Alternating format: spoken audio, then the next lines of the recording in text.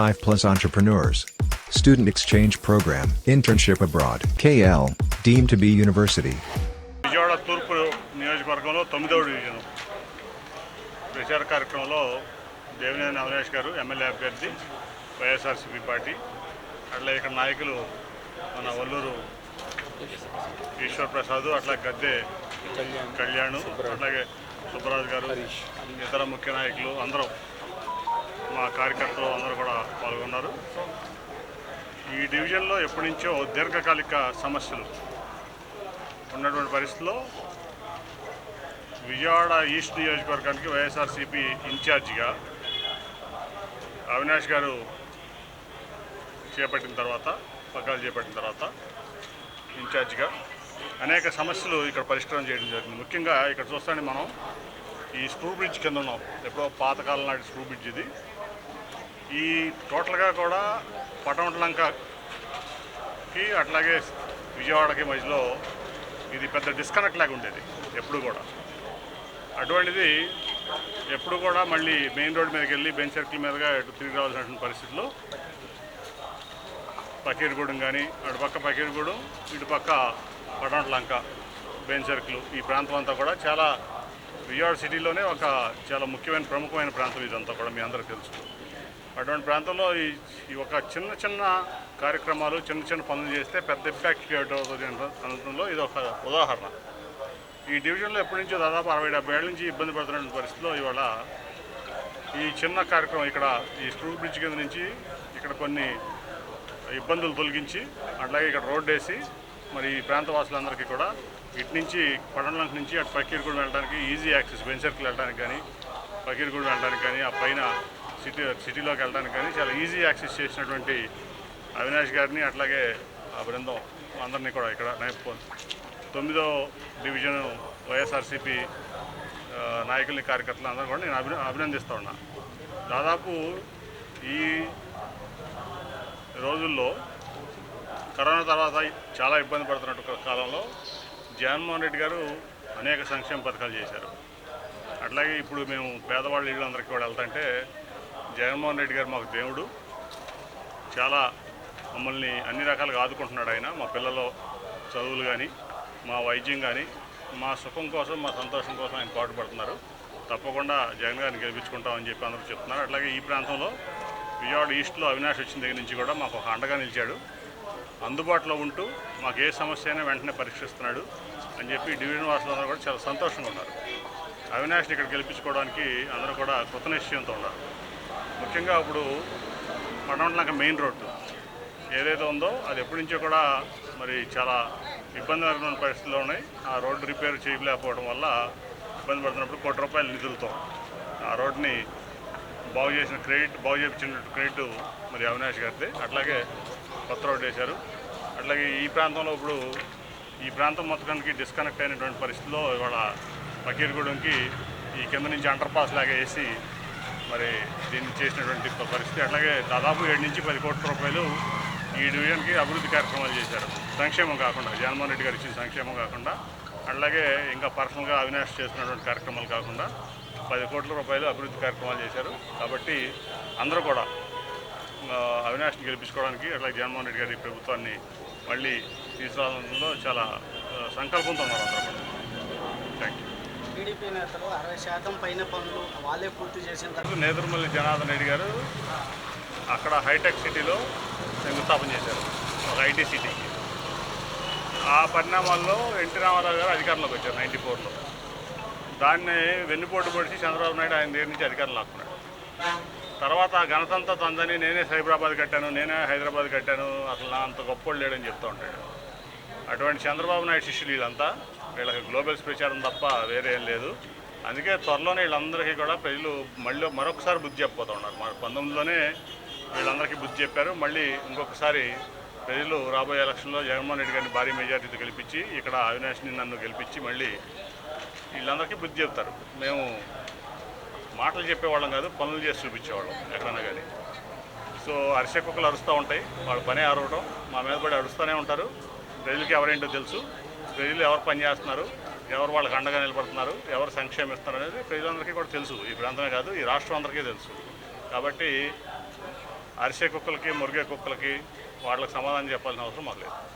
పెద్దలు విశ్వప్రసాద్ గారు ఒక ఆధ్వర్యంలో పెద్దలు విజయవాడ పార్లమెంట్ సభ్యులు, అదేవిధంగా విజయవాడ పార్లమెంట్ అభ్యర్థి కేశినేని శ్రీనివాస్ నాని గారితో పాటు మేమందరం గారు ఈరోజు ఎన్నికల ప్రచారంలో పాల్గొని ఈరోజు చేపల మార్కెట్ దగ్గర నుంచి స్క్రూ బ్రిడ్జ్ దాకా ఈరోజు ప్రతి ఇంటికి గారా ఈ యొక్క 5 సంవత్సరాల్లో జగన్మోహన్ రెడ్డి గారి యొక్క నాయకత్వంలో జరిగిన అభివృద్ధి కార్యక్రమాలు, సంక్షేమ కార్యక్రమాలు ప్రజానీకానికి వివరించి, అదేవిధంగా రాబోయే రోజుల్లో పెద్దలు కేశినేని శ్రీనివాస్ నాని గారు కానివ్వండి, లేకపోతే మేమందరం కానివ్వండి, జగన్మోహన్ రెడ్డి గారి యొక్క నాయకత్వంలో చేయబోయే అభివృద్ధి సంక్షేమ కార్యక్రమాల గురించి ఈరోజు ప్రజానీకానికి వివరిస్తూ జరిగింది.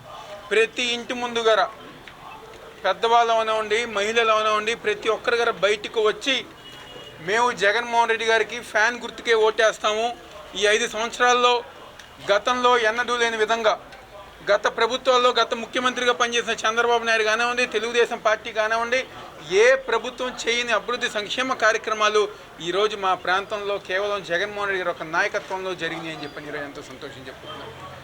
దాదాపుగా 6 కోట్ల రూపాయలు ఈరోజు 9వ డివిజన్ ప్రాంతంలో మేము అభివృద్ధి కార్యక్రమాలు చేసాం. ఈరోజు పచ్చమట్లంక మెయిన్ రోడ్ 1 కోటి రూపాయలతో కానివ్వండి, ఈరోజు దాదాపుగా స్క్రూ బ్రిడ్జ్ కింద ఈరోజు ఎన్నో సంవత్సరాల కళ. ఎందుకంటే దీని గురించి తెలుగుదేశం పార్టీ మీడియా ఈనాడు జ్యోతి గారు రాసింది, ఈ పని పూర్తి చేస్తారా అని చెప్పని. 5 సంవత్సరాలు వాళ్ళ అధికారంలో ఉన్నప్పుడు ఏ రోజు గారా పని చేయకుండా జగన్మోహన్ రెడ్డి గారి యొక్క నాయకత్వంలో ఈరోజు మేము ప్రజానికం అవసరం కోసం, ప్రజలకు అవసరం కోసం ఏదైతే బెంచ్ సర్కిల్ దాకా వెళ్లాల్సి వస్తాయని చెప్పిన ఏదైతే ప్రజానికం బాధపడుతున్నారో, ఈరోజు మా నాయకులు విశ్వప్రసాద్ గారు కానివ్వండి, సుబ్బరాజు గారు కానివ్వండి, కళ్యాణ్ కానివ్వండి, హరీష్ కానివ్వండి, 9వ డివిజన్ ప్రాంతానికి సంబంధించిన ప్రతి ఒక్కరు గారా ఈరోజు ఈ ప్రాంతంలో ఉన్న సమస్యల గురించి నిరంతరం పోరాటం చేస్తాం. అదేవిధంగా చేపల మార్కెట్ సంబంధించి షెడ్ ఏర్పాటు చేశారు.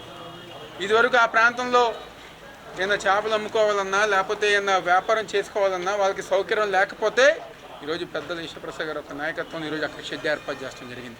ప్రతి అభివృద్ధి కార్యక్రమం, ప్రతి సంక్షేమ కార్యక్రమం ఈ ప్రాంత ప్రజానీకానికి అందించే విధంగా మేము 4.5 సంవత్సరాలు 5 సంవత్సరాలు పనిచేసుకుంటూ ముందుకెళ్ళాం. తప్పకుండా రాబోయే రోజుల్లో ప్రజానీకం అందరూ గారా, ఎందుకంటే ప్రతిపక్ష తెలుగుదేశం పార్టీ వాళ్ళు ఈరోజు మేము చేసిన పనులు, మేము చేసిన అభివృద్ధి కార్యక్రమాలు ఈరోజు సిగ్గు లేకుండా మీడియా ముందు అబద్ధాలు మాట్లాడుతున్నారు. ఈరోజు మేము ఒకటే అడుగుతున్నాం, ఈ నియోజకవర్గం సంబంధించి 2వ డివిజన్ నుంచి 22వ డివిజన్ దాకా రిటైనింగ్ వాల్కి మేము అక్కర్లా, ఆ ప్రాంతంలో నివసించే చిన్న పిల్లారి జాలు చెప్పడానికి ఇది జగన్మోహన్ రెడ్డి గారి యొక్క నాయకత్వంలో వైఎస్ఆర్ కాంగ్రెస్ పార్టీ ఆధ్వర్యంలో చేశారని చెప్పని. ఈరోజు ప్రజానికం ఎక్కడెక్కడ అభివృద్ధి అంటే జగన్మోహన్ రెడ్డి గారి యొక్క నాయకత్వంలో వైఎస్ఆర్ కాంగ్రెస్ పార్టీ నాయకత్వంలో జరిగిందని చెప్పని ఎక్కడెక్కడ చెప్తుంటే చూసి తట్టుకోలేక ఈరోజు ఒక రీల్ స్టార్గా ఫేస్బుక్లో, ఇన్స్టాగ్రామ్లో ఏ విధంగా అయితే ఒక రీల్ స్టార్లు ఉంటారో ఆ విధంగా రామ్మోహన్ గారు ఒక రీల్ స్టార్గా వీడియోలు చేస్తూ బతుకుతున్నారు. మీరు నిజంగా చేసాము, మేము నిజంగా కార్యక్రమాలు చేసాము అనుకుంటే చెప్పండి, డేటా మొత్తం తీయండి. మీరు కట్టిన రిటైనింగ్ వాల్ ప్రాంతంలో నీళ్ళు ఎందుకు వచ్చినాయి? 2019లో ఎందుకు మునిగారు? నీళ్ళు ఎందుకు వచ్చినాయి? 2020లో ఎందుకు వరదలు వచ్చినాయి? దానికి సమాధానం చెప్పాలి. వాటికి సమాధానం చెప్పకుండా ఏదో మీడియా ఉందని చెప్పుకున్నది, లేకపోతే వెనకమాల వీడియోలు వేస్తే ప్రజానికం ఎందుకు నమ్ముతారు? సామాన్య ప్రజానికం అవగాహన ఉన్న ప్రతి ఒక్కరి గారా జగన్మోహన్ రెడ్డి గారి యొక్క నాయకత్వంలో రిటైనింగ్ వాల్ కానివ్వండి, తూర్పు నియోజకవర్గంలో 674 కోట్లతో అభివృద్ధి జరిగిందని చెప్పి ప్రతి ఒక్కరి గారు చెప్పుకుంటున్నారు. ఈరోజు అభివృద్ధి సంక్షేమమే మా బలం, మా ఎజెండా. మీకున్న ఎజెండా వీడియోలు తీసుకోవటం, ఫేస్బుక్లో పెట్టుకోవటం, ఇన్స్టాగ్రామ్లో వీడియోలు చేస్తాం, ఒక రీల్ స్టార్లుగా మీరు అందరు గారు మిగిలిపోతారు.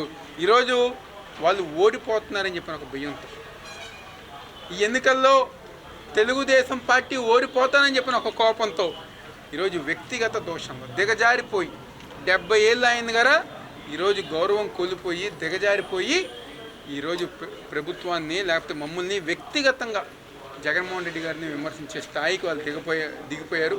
కాబట్టి ఎవరు ఏం చెప్పినా, వాళ్ళు ఎంత మీడియా ముందు మాట్లాడినా ఈరోజు ప్రజానీకం జగన్మోహన్ రెడ్డి గారి యొక్క నాయకత్వం, వైఎస్ఆర్ కాంగ్రెస్ పార్టీ మాకు నిరంతరం అండగా ఉండే ప్రజానీకం, మాకు నిరంతరం అండగా ఉండే నాయకులు మాకు కావాలని చెప్పారు. ఎందుకంటే ఇదే ప్రాంతంలో పద్మట్లంక కరకట్ట ప్రాంతంలో దాదాపుగా 5 సార్లు మేము ఇంటింటికి తిరిగాం. ప్రతి చోట గారా ఈరోజు వాళ్ళందరూ గారు ఎంతో సంతోషంగా మమ్మల్ని ఆహ్వానిస్తున్నారు. అదే ప్రేమ అభిమానంతో రేపు జరగబోయే ఎన్నికల్లో ఎంపీ అభ్యర్థిగా కేశినేని శ్రీనివాస్ నాని గారు, అదేవిధంగా ఎమ్మెల్యేగా మీ బిడ్డగా మమ్మల్ని దీవించి ఆశీర్వదించాలని చెప్పి మనస్ఫూర్తిగా కోరుకుంటూ సెలవు తీసుకుంటున్నాను. ఎమ్మెల్యేగా ఉన్న అసమర్థత వ్యక్తి కావాలా? 5 సంవత్సరాల్లో 674 కోట్లతో అభివృద్ధి చేసిన సమర్థత యువకుడు కావాలని చెప్పని ప్రజానీకం ఒక ఆలోచనలో ఉన్నారు. 10 సంవత్సరాల అనుభవం ఉంది, ఏం చేశారు? 70 సంవత్సరాలు పుట్టి పెరిగి భూమి మీద వచ్చిందో 70 సంవత్సరాలు ఉంటే ఏం చేశారు? అదిగా జనాభా చూసేది. మాకు అండగా ఎవరున్నారు? మా ప్రాంతంలో అభివృద్ధి కార్యక్రమాలు ఎవరు చేశారు?